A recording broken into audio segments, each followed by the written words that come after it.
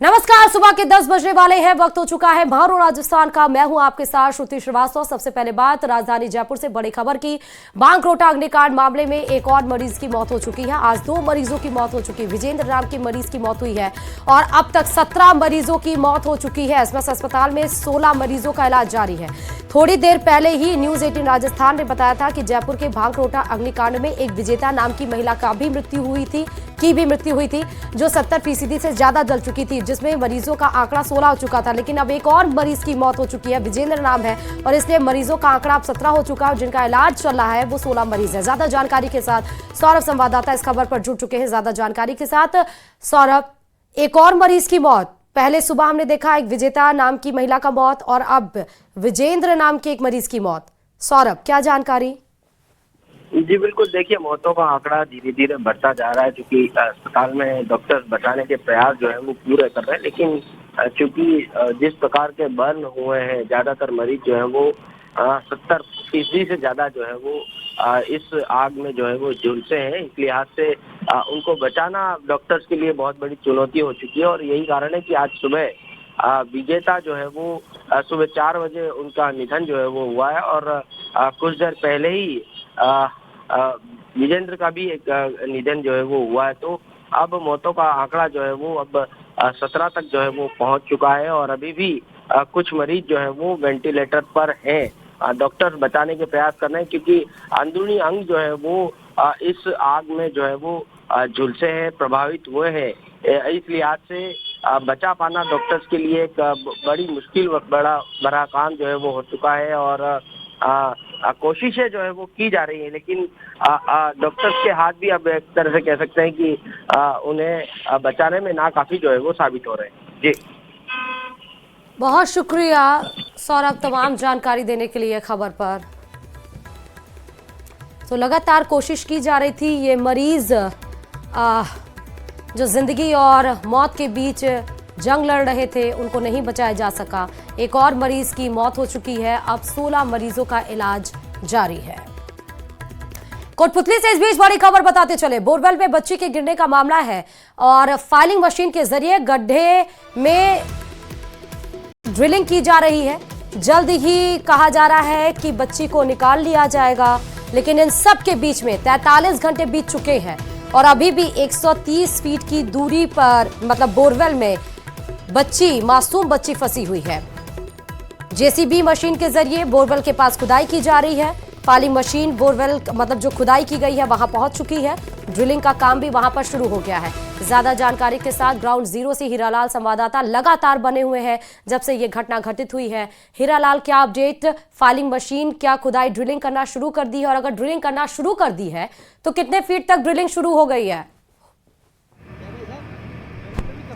सबसे बड़ी अपडेट इस समय की यही है कि जो पाइलिंग मशीन है उससे के जरिए है जो ड्रिलिंग का कार्य है वो शुरू कर दिया गया है। साथ ही जो प्लान ए है जो एल बेंड का जो रोड है वो उस गड्ढे में डाला गया था, उसके जरिए भी जो बच्ची को बाहर निकालने का जो प्रयास है रिंग डालकर वो निकालने की कोशिश है वो भी जारी है। तो कहीं ना कहीं जो प्लान ए और बी दोनों के जरिए है जो बच्ची को रेस्क्यू करने का कार्य किया जा रहा है। हमारे जो सोर्स हैं उसके जरिए ये जानकारी हम सबसे बड़ी जानकारी जो मिली है, सबसे बड़ी इस समय की अपडेट है कि प्लान ए के जरिए जो बच्चे को रेस्क्यू करना था वो उसी के जरिए बच्ची को रेस्क्यू करने की जो तमाम कोशिशें हैं वो लगातार किया जा रहा है। और ये भी सूचना मिली है, ये भी जानकारी हमें हमारे सूत्रों से मिली है कि बच्ची के हाथ में जो रिंग डाली गई थी वो रिंग उसके हाथ में फंस गई है। तो संभावना ये जताई जा रही है कि जो बच्ची को है जो प्लान ए यानी कि एल बेंड और रिंग के जरिए जो बच्ची को निकालने की कोशिश है, संभवतया उस कोशिश के जरिए ही बच्ची को बाहर निकाला जाएगा।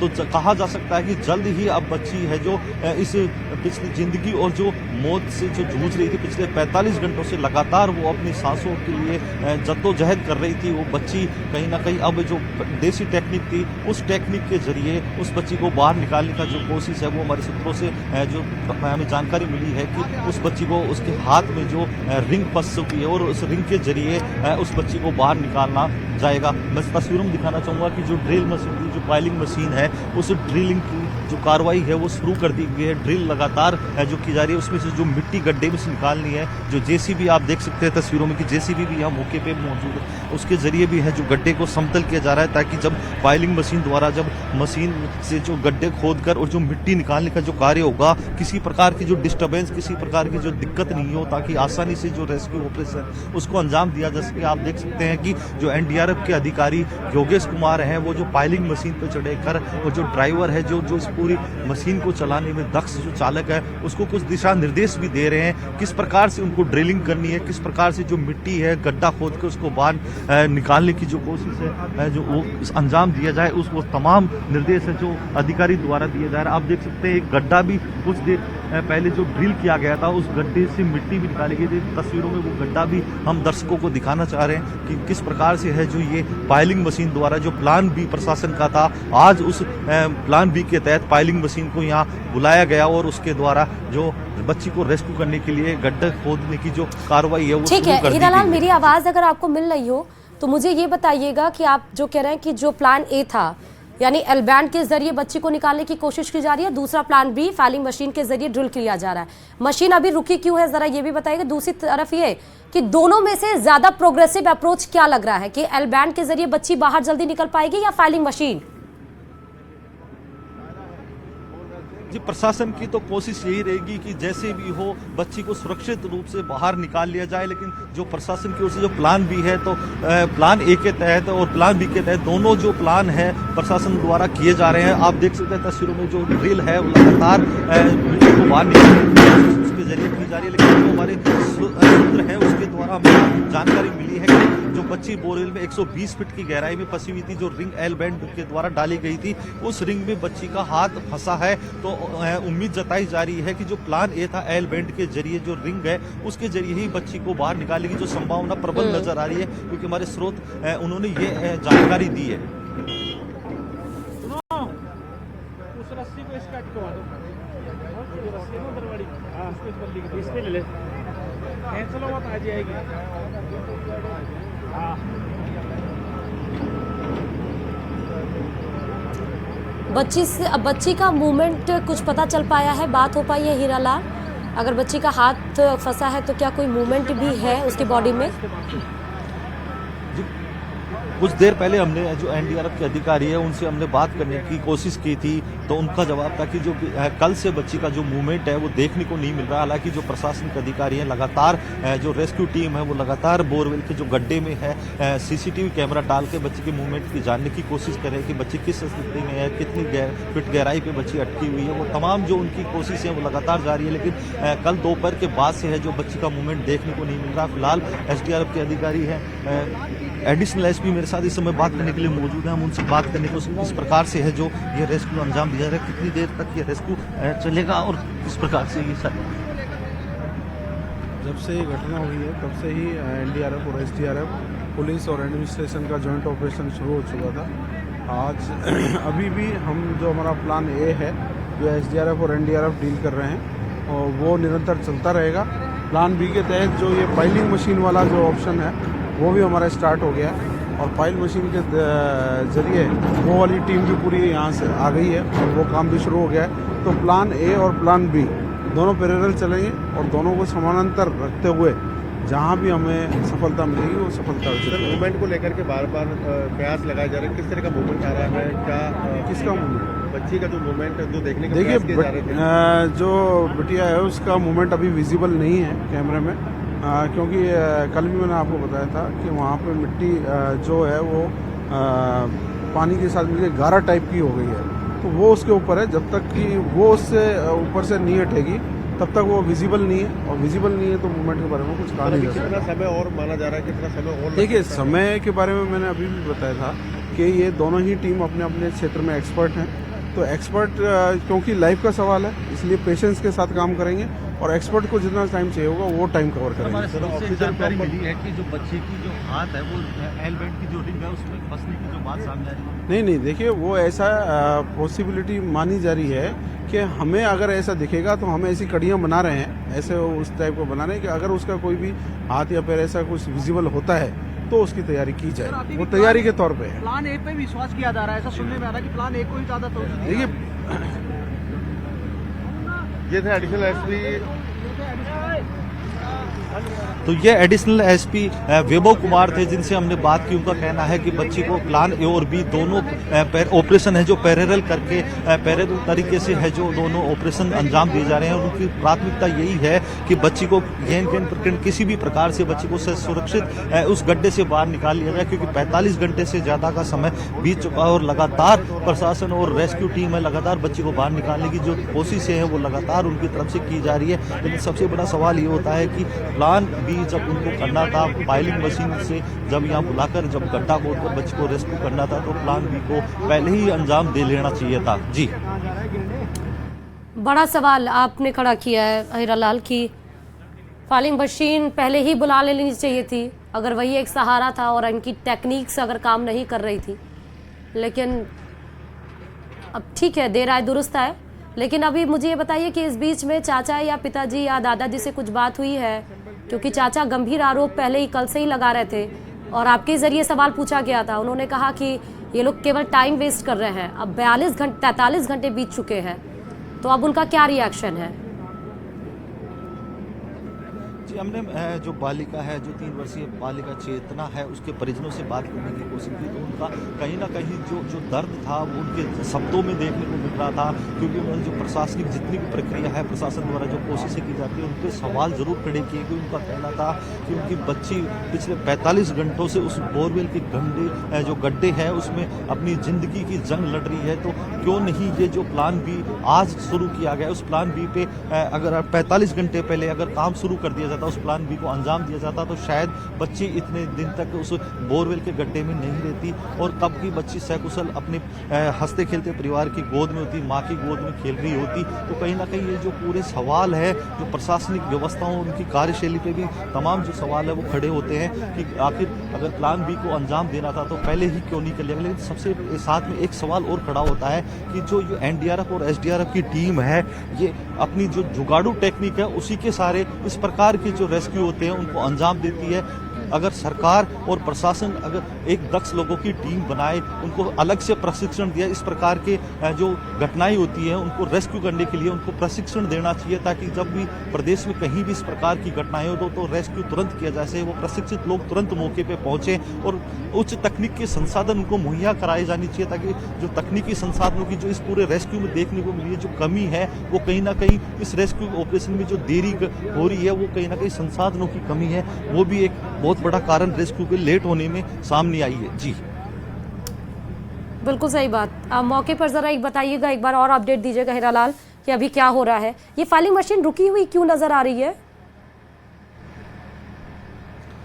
जी देखिए, जिस प्रकार से एडिशनल एसपी वैभव कुमार ने हमें जानकारी दी कि जो प्लान ए और प्लान बी दोनों को पैरेलल चलाया जा रहा है, क्योंकि एक जानकारी और हमें हमारे सूत्रों से मिली थी कि जो एल बैंड है उसके जो रिंग है उसमें बच्ची का हाथ फंस गया था। तो क्योंकि प्लान ए भी लगातार जो टीम के रेस्क्यू जो टीम है वो रेस्क्यू कर रही थी, लगातार कोशिश कर रही थी बच्ची को बाहर निकालने की, तो संभवतः ये संभावना जताई जा रही है कि बच्ची का जो रिंग में हाथ फंसा है तो शायद उस बच्ची को बाहर निकालने की कोशिश उस प्लान ए के तहत किया जा रहा है। और जब ये पाइलिंग मशीन प्लान बी के तहत जो यहाँ बुलाई गई है, जब ये ड्रिल करती है तो आसपास की जो जमीन है उसमें कंपन भी होता है, तो प्लान ए में किसी प्रकार का व्यवधान नहीं हो, तो इस वजह से शायद ये एक बात हो सकती है कि पाइलिंग मशीन को कुछ देर के लिए रोका गया हो। हालांकि जो प्लान ए और बी, क्योंकि जैसा कि पुलिस अधिकारियों ने बताया और प्रशासनिक अधिकारी जो लगातार ये मॉनिटरिंग कर रहे हैं उनकी तरफ से कहा जा रहा है कि प्लान ए और प्लान बी दोनों पैरेलल उनकी तरफ से चलाए जा रहे हैं और बच्ची को किसी भी प्रकार से बाहर निकालने की जो उनकी कोशिश है वो लगातार जारी है।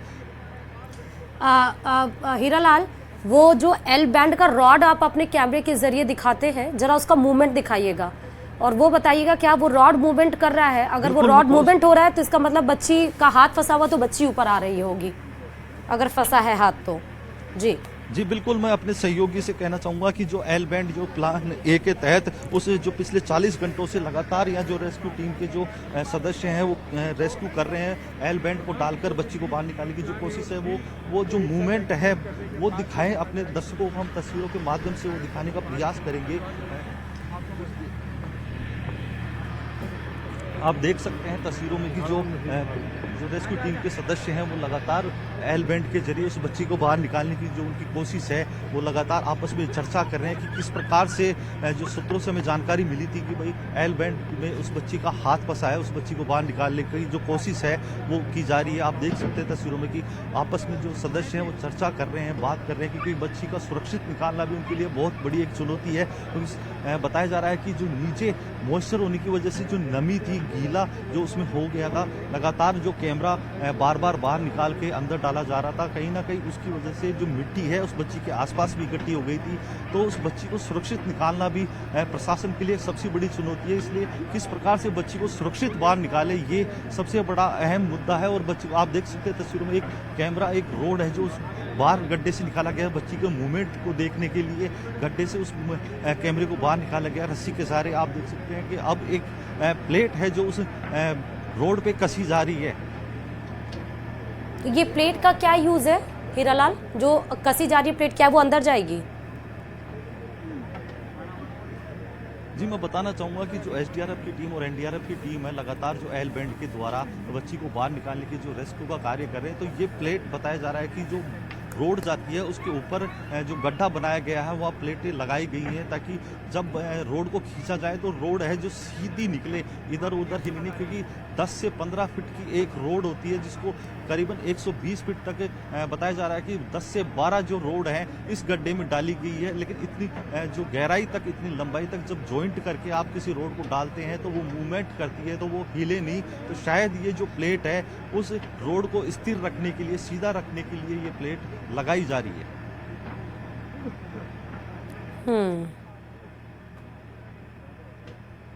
भैया सर, तो इसका मतलब हीरालाल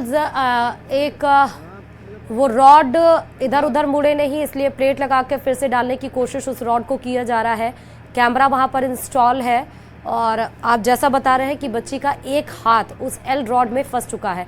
ज़रा ये 3 जो रॉड आपके कैमरे के ज़रिए नज़र आ रही हैं, इनको बताएंगे, एक्सप्लेन ज़रा करिएगा कि ये 3 रॉड किस किस चीज़ के हो सकते हैं। जी मैं बताना चाहूँगा कि ये जो 3 रोड इस गड्ढे में डाली गई है, एक एल बैंड है जिसको हम जिसके जरिए इस रोड को गड्ढे में डाला गया है। साथ ही दूसरी जो रोड है उसमें बैंड बनाकर उसमें डाला गया, जे आकार की जो रोड होती है उसको भी डाला गया है। साथ में एक जो रिंग होती है जिसके जरिए बच्ची को, क्योंकि दोनों हाथ पैर उस रिंगों में फंसाने की जो उनकी कोशिश होती है, जिसके जरिए उसको बाहर निकालने की जो उनकी कोशिश होती है, इसीलिए ये 3 रोड इस गड्ढे में डाली गई है। एक एल बैंड है जिसके हुक के जरिए बच्ची को बाहर निकालने की जो कोशिश है उनकी वो लगातार की जा रही है। साथ में जो रिंग है वो भी उसी में डाली गई है।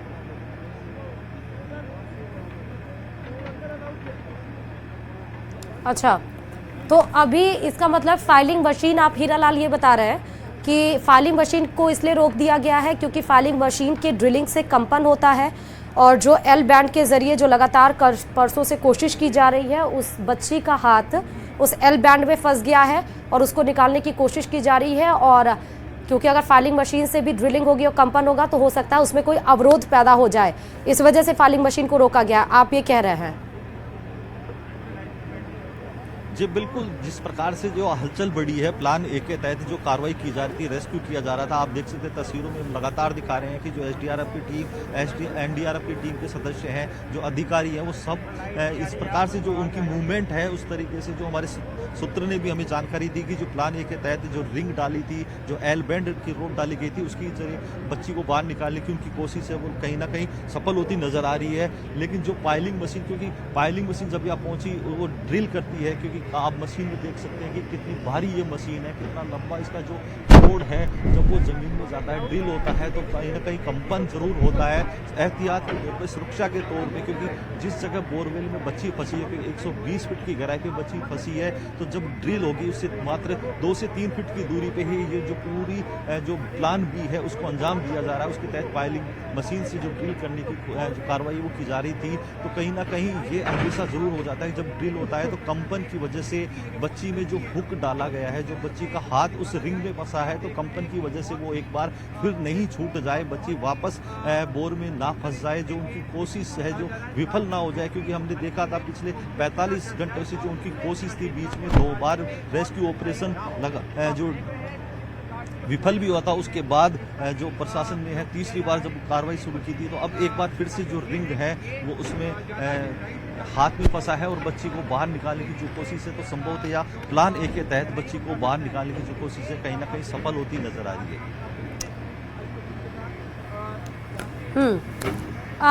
अभी जो ड्रिलिंग जहां पर एल बैंड डाला जा रहा था, वहां पर आप देखिए हलचल भी तेज हो गई, जैसा आप बता रहे हैं। लोग आपस में डिस्कशन भी कर रहे हैं। किस बात को लेकर यहाँ पर चर्चा हो रही है? हीरालाल, कुछ जानकारी मिल पा रही हो? जी देखिए, जो स्थानीय लोगों की दक्ष टीम है उसको भी जो लगातार पिछले 45 घंटों से प्रशासन के साथ, रेस्क्यू टीम के साथ कंधे से कंधा मिलाकर अपने जो कार्य को अंजाम दे रहे थे, बच्ची को रेस्क्यू करने में जो सहयोग कर रहे थे, तो अब प्रशासनिक अधिकारी उन जो स्थानीय दक्ष लोगों की टीम के जो सदस्य हैं जो लगातार इस कार्य को अंजाम दे रहे थे, उनसे चर्चा भी कर रहे हैं। क्योंकि सूत्रों ने जो हमें जानकारी दी थी कि बच्ची जो रिंग में फंसी है, किस प्रकार से बच्ची को सुरक्षित बाहर निकाला जाए, कितनी देर में वो बच्ची बाहर निकाली जाएगी। एक बार फिर जो उनकी जो कोशिश सफल होती नजर आ रही थी, क्योंकि पूर्व में जो 2 बार जो कोशिश विफल हुई थी, तो ये कहीं ना कहीं आपस में इस बात को लेकर चर्चा कर रहे होंगे कि बालिका को जब हाथ उस रिंग में फंस गया है, तो कितनी जल्दी उस बालिका को उस गड्ढे से बाहर निकाल लिया जाए, ताकि ये रेस्क्यू ऑपरेशन है जो प्लान ए के तहत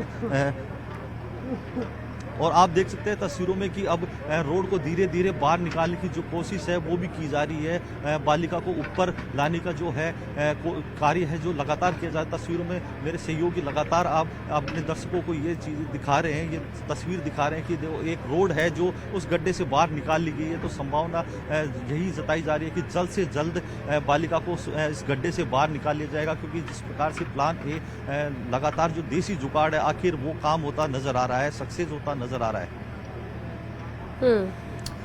लगातार कैमरा उसी पर रखे रहिएगा हीरालाल, क्योंकि आप जैसा बता रहे हैं रॉड धीरे धीरे ऊपर की तरफ आ रहा है, तो हो सकता है इस रॉड के जरिए चेतना भी ऊपर आ रही हो। और कोशिश यही है सबकी, आपकी भी, आप वहां पर परसों से ही लगे हैं, जब से ग्राउंड जीरो से ही आप इंफॉर्मेशन सारी देते जा रहे हैं। मुझे ये बताइएगा कि अभी क्या परिवार वाले वहां पर कोई मौजूद है? चाचा, दादा, कोई भी, चेतना के फादर, कोई भी है वहां पर आसपास? जी देखिए, जिस जगह बच्ची का रेस्क्यू ऑपरेशन शुरू किया गया था और जहां लगातार जो कोशिशें की जा रही है बच्ची को बाहर निकालने की, वहां किसी को जाने की अनुमति नहीं है। जो प्रशिक्षित जो स्थानीय दक्ष लोगों की टीम थी जो इस प्रकार के रेस्क्यू ऑपरेशनों में अपना सहयोग देते हैं, केवल 19 सदस्यों को वहां मौका स्थल पर जाने की अनुमति है। साथ ही जो SDRF, NDRF की टीम के सदस्य हैं जो इस रेस्क्यू ऑपरेशन को अंजाम दे रहे हैं, साथ ही जो प्रशासनिक अधिकारी हैं, पुलिस अधिकारी हैं, उन्हीं को उस घटनास्थल के पास जाने की अनुमति है। जो बालिका के परिजन हैं वो अपने घर पे हैं, क्योंकि उनका जो दर्द है, जो उनकी जो भावनाएं हैं, वो उनकी आंखों में देखने को साफ झलक रही थी। जब हमने उनके घर जाकर उनकी माँ से, उनके अन्य जो परिजन है उनसे बात करने की कोशिश की थी, तो उनकी रुलाई फूट पड़ी थी। वो अपना जो आंसू थे वो उनकी आंखों से लगातार झलक रहे थे। उनकी एक ही बार बार यही आंसू की बच्ची को जल्द से जल्द बाहर निकाल लिया जाए। वो बार बार उनके बच्ची के माँ के मुँह से एक ही शब्द कहता है, मेरी बच्ची कब बाहर निकलेगी, कब मुझे मेरी बच्ची से मिलवाएंगे। जो उनकी जो आंसू के जरिए उसका जो दर्द है, उस माँ का एक दर्द है, वो आंसू सवाल मांग रहे थे प्रशासन से, जो अपने आंसू का जवाब मांग रहे थे कि आखिर ये जिम्मेदारी किसकी होगी। ये आंसू नहीं, ये प्रशासन पे एक बहुत बड़ा सवाल है। नहीं, ये बात तो बिल्कुल आप सही कह रहे हैं कि वहाँ पर जहाँ पर ऑपरेशन ये किया जा रहा है, रेस्क्यू ऑपरेशन, वहाँ पर कोई ना जाए, क्योंकि किसी प्रकार का कोई भी अवरोध, रुकावट इस समय नहीं उठाया जा सकता है। लेकिन आप जहां आसपास होंगे वहां पर तो मौजूद होंगे लोग। फिलहाल हीरालाल हमारे साथ ग्राउंड जीरो से लगातार जुड़े हुए हैं, अपडेट पल पल की ये बता रहे हैं। चेतना को बोरवेल से किस तरह से निकाला जा रहा है, क्या वहां पर कोशिशें की जा रही। बहुत शुक्रिया।